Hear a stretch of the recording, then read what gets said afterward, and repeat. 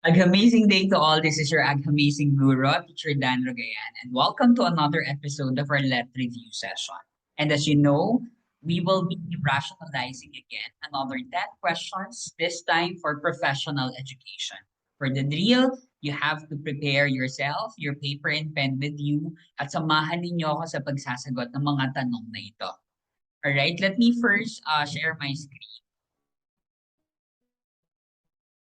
By the way, for those who will be taking the September 2022 board examination, your exam was actually rescheduled, no, this coming October 2020.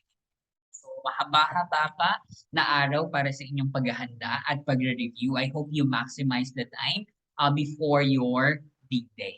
All right. So again, this is Prof Ed. 10 questions we're going to answer and we're going to explain. And I hope you join me to answer these questions. First, my fervent prayer for everyone is that you will be able to pass this board examination for professional teachers so that you will be able to get that LPT as an addendum period. Kaya ba yan, teachers? Yes, kayang-kaya. Papasa ba, teachers? Yes, papasa. Alright? At magtatap. Hopefully, you'll be able to pass or even top the board licensure examination for professional. Right, so let's start for the question number 1. Republic Act 8525 is commonly known as the A, Local Government Code, test the law, C, Brigada Escuela Law, D, Philippine Teachers Professionalization Act of 1990. So pag nakita sa board exam 8525, this actually pertains to, what's the answer? Okay, that is letter C, Brigada Escuela Law. And of course, Brigada Escuela is actually a preparation prior to the opening of classes in specifically the in-person face-to-face classes. For this year, the Department of Education conducted the Brigada Escuela from August 1 to 26, 2020. Wherein August 26, 2022 is considered as the Oplan Bali Eskwela. No? So the theme for the Brigada Eskwela 2022 is Brigada Eskwela tugon sa hamon ng ligtas na balik-aral. Remember that this is the very first time, since after almost 2 years, that the students, the learners, in general, will be going back to school face-to-face scheme. So basically, bahagi ito ng pronouncement ng ating Secretary of Education, VP Sara Z. Duterte, that the physical in-person classes shall be. So kung nakita ninyo yung pa nating mga options, the letter A there is actually the RA 7160, the local government code. So usually ang tinatanong dito is who is considered to be the father of local government code. So pag yan ang tanong teachers na isasagot natin, of course, Aquilino Pimentel Jr. Aquilino Nene Pimentel Jr. He's considered as the father of local government code. RA 7160, local government. RA 8525 naman, of course, we mentioned that. That is our answer. That is your Brigada Eskwela Law. Okay? RA 7796, however, is your TESDA law, or the Technical Education and Skills Development Authority Certification of TESDA. So, as of the moment, who is the head or the Director General of TESDA. So, Director General ang tawag sa pinaka-head ng TESDA. So, is now the current Director General, kapangalan ko siya, katukayo ko, siya si Director General Danilo Cruz. Baka nang matanong. Okay? Then RA 7836, very favorite din to ni PRC, of course, that's your Philippine Teachers Professionalization Act of 1990. Okay? So that is on your relevant in education. Okay? Now, I'd like to emphasize that pag tinanong din sa board exam mo, pag nakita nyo, Center of Excellence or COE Teacher Education Law, that is RA 77-4, which was approved in 1994. Okay, pag nakita COE Center of Excellence, RA 77. Pero Pag ang tanong sa board exam ay Excellence in Teacher Education Law or Excellence in Teacher Education Act of 2022, that is Republic Act 11713 or 11713. So, nakalimutan, Center of Excellence 7784, Excellence in Teacher Education 11713. Okay? This is crucial as we try to strengthen the teacher education. The next question, teacher Ara relates lesson the experiences and social environment of her learners. What principle of learning is achieved by teacher Ara? A. Learning begins with clear expectations. Learning is a discovery of personal needs. Learning is a cooperative process. Or letter D, learning is an active process. So what do you think is the answer? Teachers, okay. That is letter B, learning is a discovery of personal meaning. So as you can see here, relating the lesson to experience, relating the lesson to students' experience, relating the lesson to learners' social environment. Now, in that way, the learning therefore becomes a discovery of personal meaning. For example, I am the learner, I give meaning to the lesson that I am learning. So I actually connect it to the experience that I had and to the environment or context where I belong. So that is learning as a discovery of personal. When learners is able to relate the lesson to his or her experience, to his or her personal experience, or to his or her environment or tinatawag din context. Okay? Letter A, learning begins with clear expectations. Usually dito, si teacher, kailangan mag-set ng learning outcomes, learning targets, or learning objectives na dapat ma-attain in that particular learning session. Okay? Pag letter C naman, learning sa cooperative process, you can see that the students are grouped together, working together in a certain learning task, on a certain group activity. Yung tawag nitong collaborative process, learning is collaborative process o cooperative process where there is collaboration and cooperation of the learners. Well, let's learning is an active process. The teachers make sure that while learning, the students or learners should also enjoy what they are doing. So usually for active learning, there is learning by doing where students can work individually or by group certain tasks, authentic tasks wherein hindi sila passive na nakikinig lang. Okay? They have to be active. Remember, the opposite of active is passive. When the learners are passive, they just sit down and then just listen to the teachers. Okay? Kagaya ng sinasabi ni Paulo Freire, the pedagogy of the oppressed. Pag nakita sa board exam, who coined the term pedagogy of the oppressed? Paulo Freire. Okay? So next question. Why is empirical science inductive? A, it starts from observable evidences, building up to a universal explanation or theory. B, it is drawn from universal laws of the mind. It combines universal laws and principles. D, it starts from universal principles to concrete facts or knowledge. Right? So why is it empirical science is inductive? Remember, inductive means from specific to general, from small details, specific details to general conclusions or generalizations. Okay, and in this case, if you're looking for inductive, we have to have a small units, specific units to a greater or universal one. So kung nakikita niyo dito, very obvious yung ating sagot, Why? There is specific evidences, observable evidences, building up, going up, to a more generalized explanation or theory or more universal. So the answer here is letter A.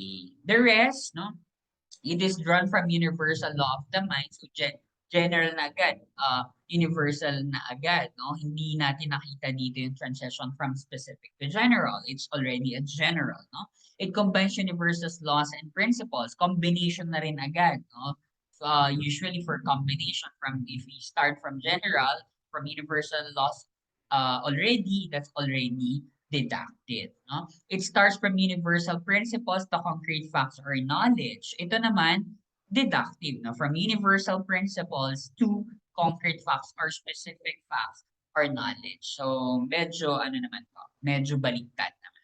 So the best answer here is letter A. Right? By the way, when I say empirical science, empirical, which means the data or information came from an observation or experiment. Kaya nga, di ba, pag empiricism, you have to make use of your senses, the use of sense. Empirical evidence, the evidences are actually gathered using different. I'd like to point out this one, the potential progression of scientific ideas. Usually sa Gen Ed Science, tinatanong to, no? The hierarchy. Because we start from observation. Siyempre, di ba, the observation is actually the one of the basic process of scientific method where this could be an initial this could be a start of your scientific method where you actually formulate a problem based on your observation. So the observation, of course, you have your facts, no? Your good starting place. Sometimes, no, sometimes ito, that's why it could be a potential progression. And then, of course, you have your hypothesis. No? From observation, you have your hypothesis, then you have your theory, and then you have your law. Sa board exam, tinatanong ito as a hierarchy.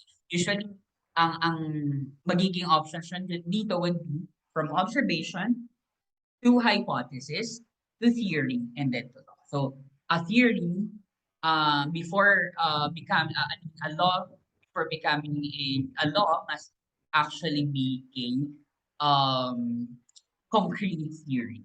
So it could be a concrete theory prior to elevating to becoming law. So basically, I'd like to emphasize also that the theory explanatory. A theory cannot become a law. Okay? Unless there are sufficient evidences. Kaya nga marami pa rin tayong theory and science, no? Like for example, the theory of evolution na pinopose ng father of evolution. Sino na nga ulit ang father of evolution? That's correct, Charles Darwin. And dahil kailangan pa no, ng more concrete evidences, so kailangan pa nating mag-gather pa yon before it will elevate. Because law is descriptive and it can come before a theory. Okay? It can come before a theory. So kailangan a theory, then law. But a law cannot become a theory. Hindi na pwede yung maging theory. Okay? Kasi there is already sufficient evidence. We cannot refute this. Theory can be refuted. So pag nakita sa board exam, which of the following can still be refuted, theory or law, the your answer will be theory. Okay? Marami na rin tayong law, especially genetics, biology, no? Law of dominance, law of uh, motions, no, in science, law of acceleration, law of inertia, so marami rin. Okay? So, hypothesis, pag nakita din sa Gen and Science ito, pag tinanong doon is a temporary answer or solution to the problem that is your hypothesis. Remember, in statistics, we have two major types of hypothesis, no? Your null hypothesis and your alternative hypothesis. So, pag nakita sa board exam, sa Gen Ed, okay, or probably Prof Ed, pag null hypothesis, ito yung may mga no, no, null, no. There is no significant difference, there's no significant relationship, there's no significant association. Okay? Pag alternative, there is a. Okay? Alternative a, there is a significant difference, there's a significant relationship, or there is a significant association. Right? So this is your hypothesis. Okay. Next question. Teacher Rolly gave a project for his class in Manila will work together with other grade 7 classes at their school campuses in Visayas and Mindanao. They will create posters and a video clip to communicate the message about peace. They will use social media to spread their peace campaign. This project involves technology integration, which is blank. So what level of technology integration is being exemplified in the situation? Isang klase and they want to collaborate uh, in the different classes geographically away from them like Visayas and Mindanao. So pag nakita ninyo na kapag lalabas na, okay, ng classroom, outside the classroom, agad-agad, wala na ibang pipiliin, kundi yung pinakamataas na level of technology integration. If there's already geographical um, distance, no, away from the locale or from the setting of the students, that's already at the high. Okay? So, ano bang gagawin kasi nila? They're going to create. Kaya siya constructive. Okay, sinabi ko na. So, the answer is letter D because transformation is the highest level. Okay? The highest level of technology integration matrix by the Florida university, no, is actually your transformation. Okay? And because they're going to create posters and video clips and they're going to utilize social media for its dissemination that is already constructed. Okay? So, ano nga ba yung TIM? So, i-review natin. The TIM or the Technology Integration Matrix actually has five stages or levels of technology integration.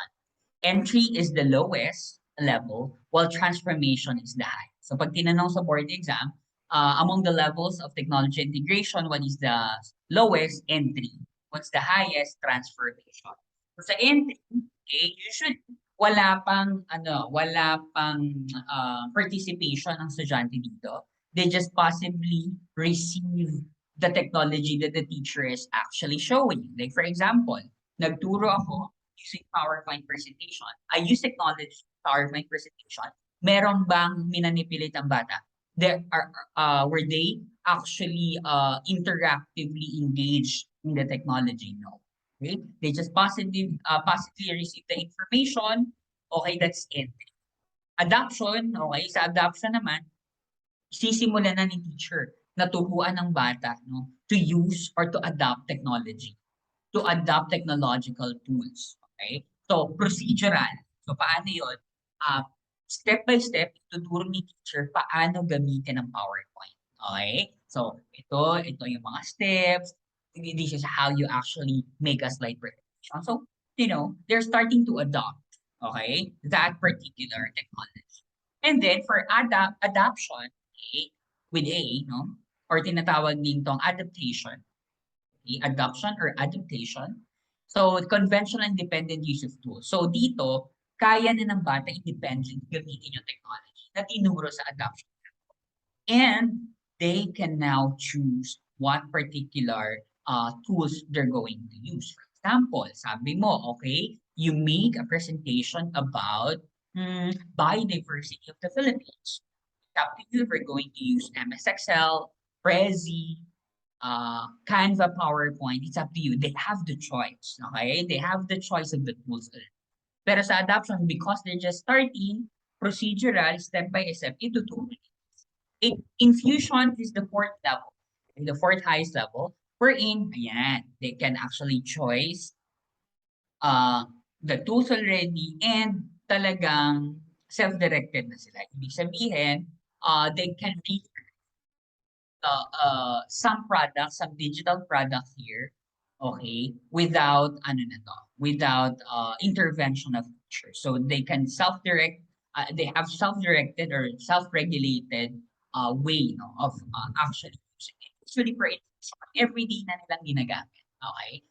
Sa adaptation kasi, some student choice, no? So may mga choices, but dito talaga, they choose always. They always choose. Dito, sometimes na. Okay, then for transformation, extensive and unconventional use of tools, na siya, highest level na, they can use it, even the participants are outside of their homes, no? They can actually remotely participate in different activities, or they can synchronously work together, no, using video conferencing platforms or even other learning management system.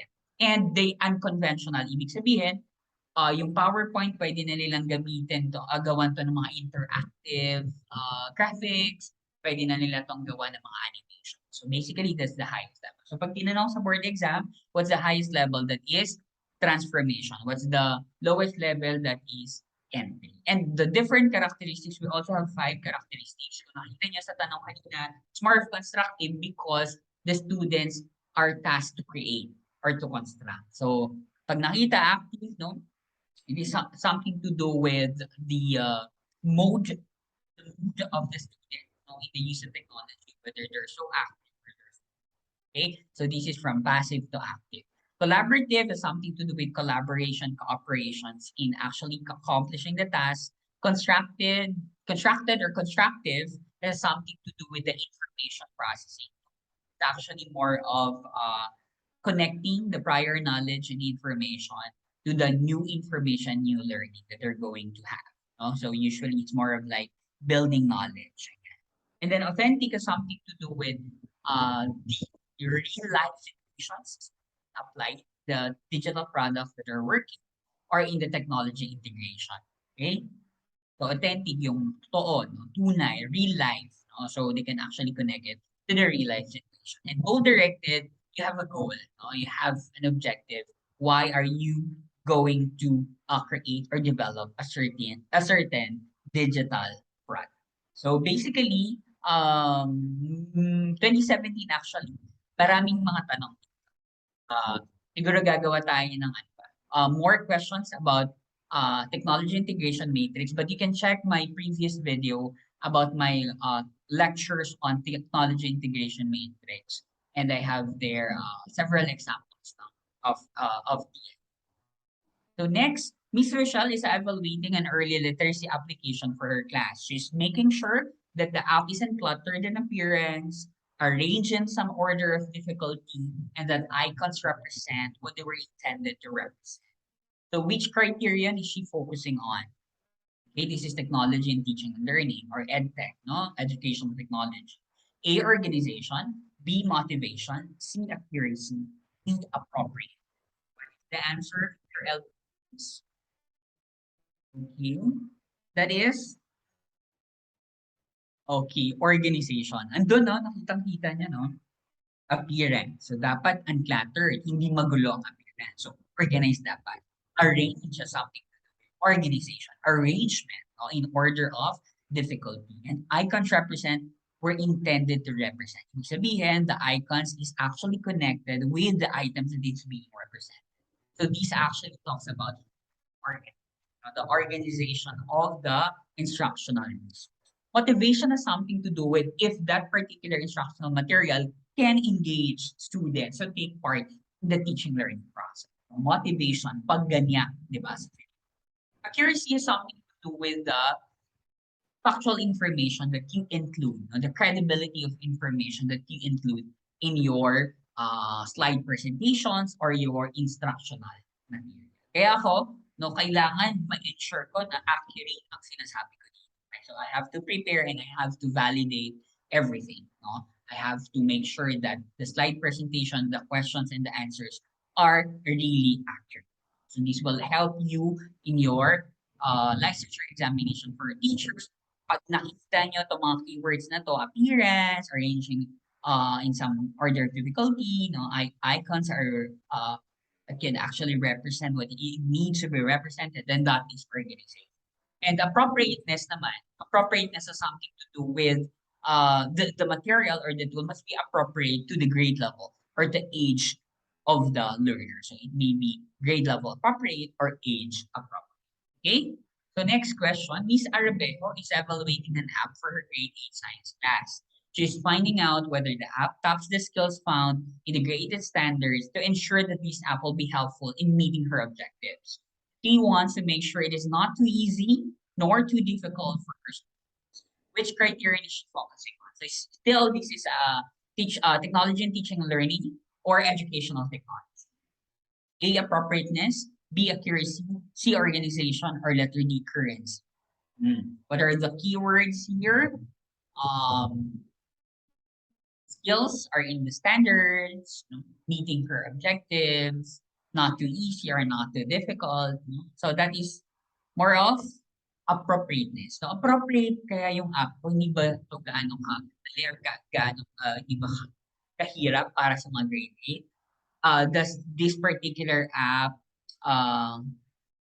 enhances the skills in the grade 8 standard. So tinitignan niya yung appropriateness, yung application against the standards, no? And also the level of difficulty. difficulty for a grade A learner. Okay? Accuracy, sinabi na natin yan, more of the credible information, factual information that they include in your instruction material, organizations, how you sequence it, how you arrange it, no? How you actually see whether the labels are properly done, the icons are properly placed, etc. And currency has something to do with the up-to-datedness, no, of the material. Is it current?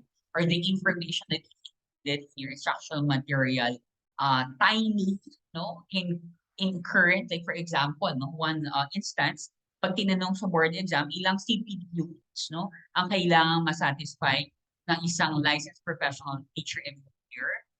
ICPD, Continuing Professional Development Units, ang sagot ay 15 CPD units. That is since 2019. Hindi na siya 45 units because at the start, no, from 2016, 2017, 45 pa. No? Dito ay ito yung unang labas ng batas. But now, it was reduced to 15 CPD. See, we have to be current. No? So maraming pagbabago sa professional education ng ating bansa. So I will be including more questions about this in the succeeding video. Okay? Next question, on which theory is the logical sequencing of curriculum based? Logical sequencing. A, progressivism, B, essentialism, C, perennialism, D, reconstructionism. What's the answer to choose? All right. So pag nakita nyo logical sequencing of curriculum, that is essentialism. Okay, walang ibang sagot doon kundi essential. Why? Have the logical sequence. Teachers, no, and administrators logically sequence our curriculum. In what way? They have to decide whether that particular lesson is the most essential or not. Remember, essentialism, you are pertaining to what is essential, to what is core, to what is the basic lessons or topics or subject matter that the students need to be able to learn. So, dito, syempre kailangan nilang i-sequence, no, na i-sequence yung mga subject na mas importante muna, mas essential. And then medyo ihuhuli na nila yung hindi masyadong essential. So usually, in the basic education, there is also what we call sequencing of topics. So, syempre kailangan mo na yung basic pillars. Read, write, and read.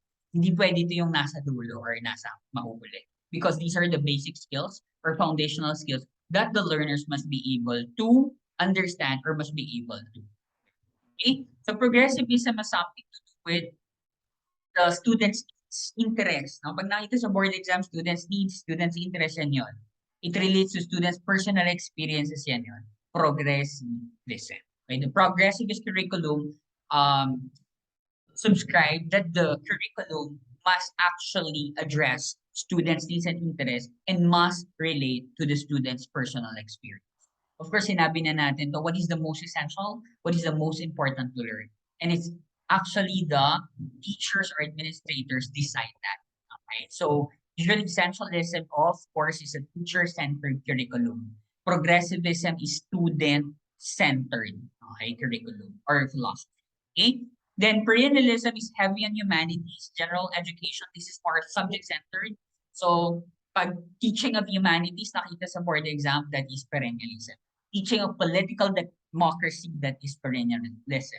Teaching of the Bible, okay, the great book, that is teaching, that is perennialism. But teaching of religion, okay, teaching of God, that is idealism. Because God is, an ideal entity that you have to emulate. Parang ganon. God is somebody that you have to emulate. Teaching of Rizal, idealism, because it's an ideal hero. Remember that the teaching of heroes and heroines, no, is as mandated, no, by Republic Act 1425, especially Rizal, teaching of Rizal, RA 1425. Remember, that is your Rizal. No?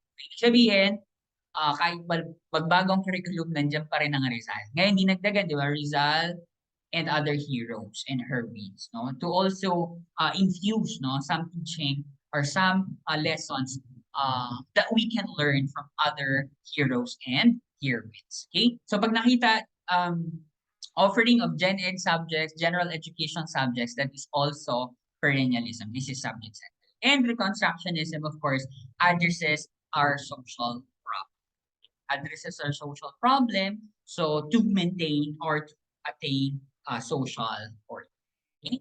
So next question, how students learn may be more important than what they learn. From this principle, which of the following is particularly important? A, knowing how to solve a problem. B, determining the givens. C, solving a problem within the time allotted. D, getting the right answer to a word problem. Okay, the principle of how. How versus what. How to learn versus what to learn. So pag how to learn, so dapat the emphasis is knowing how to solve a problem. Okay, the process of knowing how to solve it. It's not just hindi lang dapat you can determine the given kasi it's actually on the what. Diba? What are given? Okay, you can identify that. Solving a problem with the time allotted. So ito naman, hindi masyado ring ma-emphasize. You are parang, you're just complying with the time given, even though you do not know the process, no? So kailangan you know how to solve it. You know the process, no? Getting the right answer to a word problem. Kaya alam mo nga, nakuha mo nga yung sagot. Could be, pwedeng nag-guess mo lang yung sagot, but you do not know how you come up with that answer, no? How you come up with the solution. Okay? So that is something to do with the process. Pag nakita to sa board exam, knowing how to solve a problem is a process, and therefore that is your answer. So you can see here, no? Okay, the arithmetic equations and parts. Yung iba, naibigay ko na yung parts. Sige nga, drill muna tayo, no? From the four operations. Addition, subtraction, multiplication, and division. So, sagutin natin. So, 4 plus 2 is 6. 4 here is called the, anong tawag nyo dito sa 4?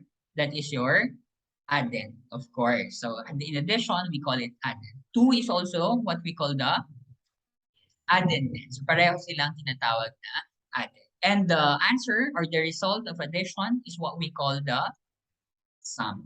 Okay? So, alam na natin ito, very basic. Kung nakalimutan man, at least narinig. So, these are called the addends. And the result of addition is the sum. Okay. For subtraction, 5 minus 3 is 2. 2 is considered as difference. Nabigay na natin dito. Okay? So, how do you call this number? Okay? 5 there is what we call the minuend. Okay? So, minuend there is the number which is being subtracted by another number. Okay? And of course, 3 is what we call the subtrahend. The number you actually subtracted from the minuend. Minuend, subtrahend, and difference. Okay? This is elementary math. Malay nyo, lumabas ulit to sa board exam. Then for multiplication equation, 3 times 2 is 6. 3 here is called the multiplicand. The number which is being multiplied by another. Okay? And of course, 2 here is your, how do you call the 2 here? That is your multiplier. So this is the number that you multiply from the multiplier. Okay? 3 and 2 are also called factors. No? Kapag yung multiplicand and multiplier, we call them factor, then factor. Kasi kahit magkabaliktad yan, 2 times 3, 6, 3 times 2, 6. No? Parang sa addition lang din. That's why they are addends. No? Hindi na nila, wala na yung distinct name. And of course, return. So, and of course, the answer or the result of multiplication is what we call, of course, that is for division equation, 6 divided by 3 is equal to 2. Okay, the number